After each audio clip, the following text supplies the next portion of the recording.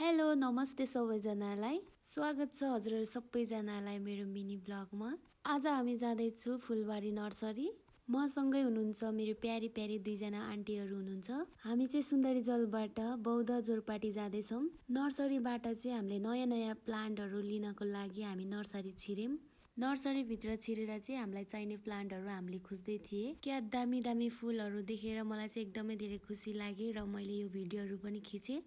कति धेरै आइटमको फुलहरू थियो कि म त हेरेको भएँ। तपाईहरु देख्न सक्नुहुन्छ जुन जुन राम्रो लागेको फुलहरू थियो त्यो सबै मैले भिडियोहरू लिएको छु। फुलहरू चाहिँ एकदमै राम्रो थियो, तर त्यहाँनिर चाहिँ हामीलाई चाहिने प्लान्ट नभेटाको कारणले गर्दाखेरि हामी बौद्ध पिपल बोर्ड भित्र छिरेर चामुण्डा गार्डन प्लान्ट नर्सरी भित्र हामी छिर्यौं र यहाँ पनि एकदमै दामी दामी फुलहरू देखियो मैले। अनि हामीले चाहिँ यहाँनिर एकदमै धेरै भिडियोहरू पनि बनाएको छु, तपाईहरु देख्न सक्नुहुन्छ। उहाँहरूले चाहिँ एकदमै डेकोरेसनको साथमा दामी फुलहरूको नर्सरी बनाउनु भएको रहेछ। त्यहाँ भएको फुलहरू चाहिँ मलाई एकदमै धेरै मन पर्यो।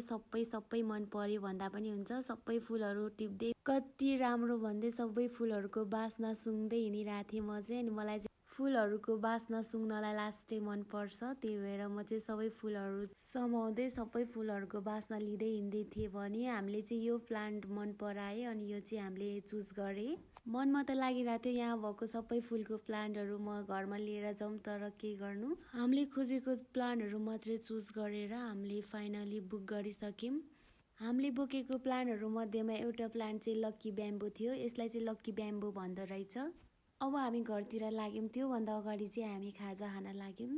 धेरै हिँडेको कारणले गर्दाखेरि हामीलाई लास्टै भोक लागेको थियो, त्यसैले खाजामा हामीले चाउमिन र सुकुटी खायौँ। एकदमै मिठो र टेस्टी बनाएर दिनुभएको थियो, त्यसै कारणले गर्दाखेरि हामीले भट्टाभट खायौँ। भोकको जोगमा आँखै देखेन साथीहरू। त्यसपछि चाहिँ अब हामी गाडी चढेर फाइनली घर आइपुगिसक्यौँ।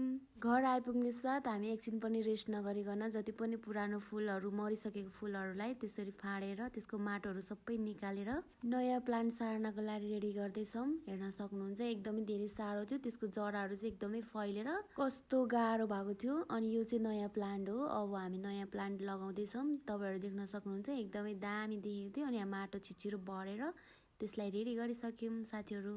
यो प्लान्ट चाहिँ जापानमा हुने मेरो प्यारी बहिनीले रोपेर गएको हो भने एउटा प्लान्ट चाहिँ आज भर्खरै मैले लिएर आएको छु, लक्की ब्याम्बो।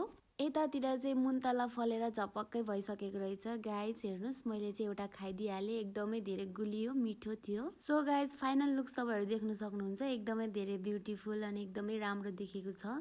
आजको भिडियो यति नै राख्दै हजुरहरूबाट बिदा हुन चाहन्छु। हस्त नमस्ते, बाई बाई।